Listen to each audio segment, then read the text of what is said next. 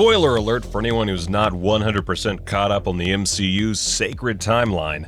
The MCU's next big bad has been revealed. Kang the Conqueror, baby! Good. Well, I should say an infinite number of the MCU's next big bad. He Who Remains informed us all that the greatest threat in the entire multiverse is all of the versions of himself fighting all of the other versions of himself. Seeing as Sylvie went ahead and split the sacred timeline into pieces, I'd say some multiversal chaos is on the way with the MCU right in the middle of every version of Kang's fury.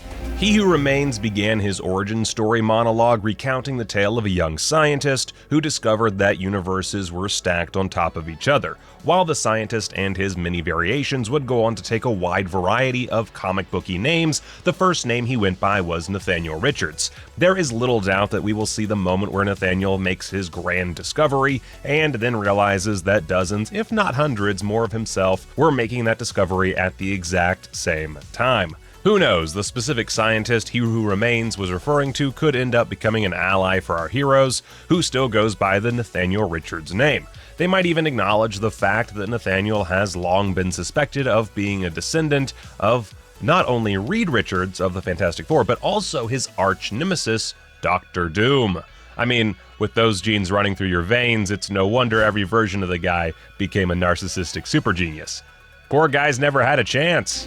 While it would be cool to see every other Nathaniel Richards variant, there's only one that we really want to see, and that is, of course, Kang the Conqueror. If you're not up on your Avengers comics, Kang is on the same level as foes like Ultron, Thanos, and Baron Zemo. He uses his futuristic technology to travel through time, space, and alternate realities to conquer them all, like if Napoleon was crossed with Rick Sanchez and Doctor Who. Actually, putting it that way, I'd say he's above those three. He's pretty hardcore. Anyway, considering the fact that we will no doubt see dozens of Kangs all competing against each other to prove who is the Kangest of them all, the MCU timeline's Kang will likely be Kang Prime. I imagine Ant-Man and the Wasp will introduce the version of Kang that is meant to be the primary antagonist of phases 4 and 5. Expect to see him kicking back in his time chair, relaxing as superheroes find themselves fighting through one of his many deadly traps. The only question we have after seeing Jonathan Majors in a loose-fitting Kang costume is, will he be blue? It might be strange looking, but is Kang even Kang if he isn't blue? The other Nathaniel Richards variant that gets a ton of time in the comics is the character who is supposedly Kang's future self, Immortus. At some point in Kang's life, he grows weary of all the conquering and Avenger fighting. He then gets hired by the alien timekeepers to stop conquering timelines and start maintaining them instead.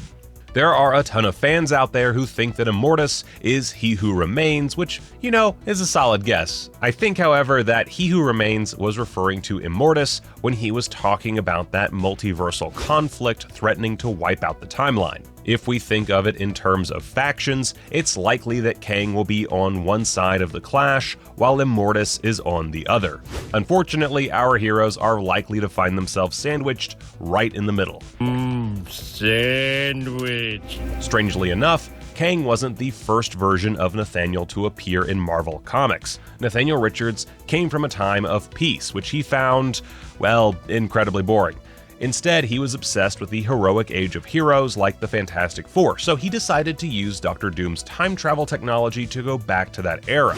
Instead, he was flung into ancient Egypt, where he used his genius to conquer the people and become the pharaoh Rama-Tut. While heroes like the Fantastic Four saved Egypt from Rama-Tut, motivating him to become Kang instead, eventually Nathaniel got wistful for this era of his life.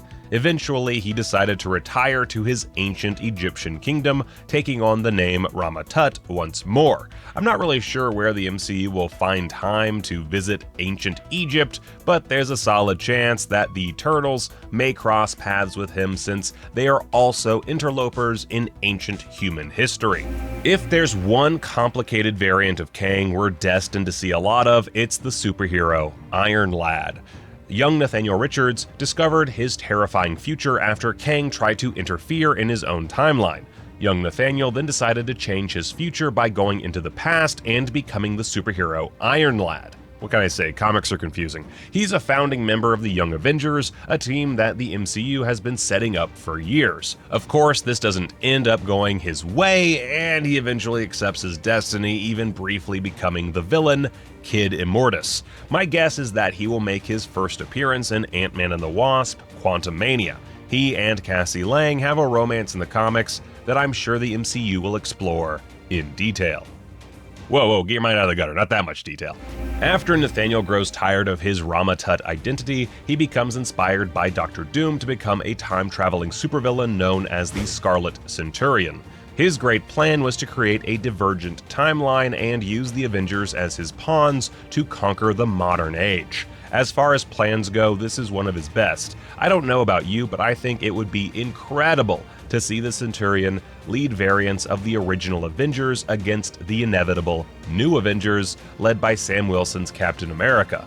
Which that sounds like the most expensive thing in the whole world. $1 billion!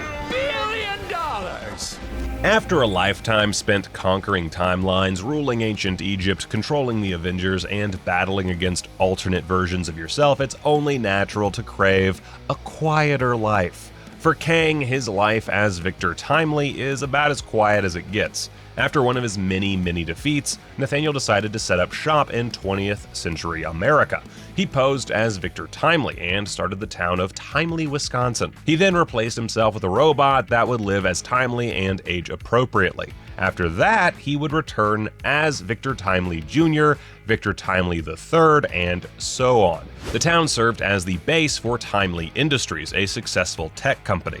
In the wake of Tony Stark's fall and Justin Hammer's imprisonment, we have no idea what tech companies have risen to fill the void. It is entirely possible that Timely Industries will be a part of the armor wars Rhodey will find himself in later on in Phase 4.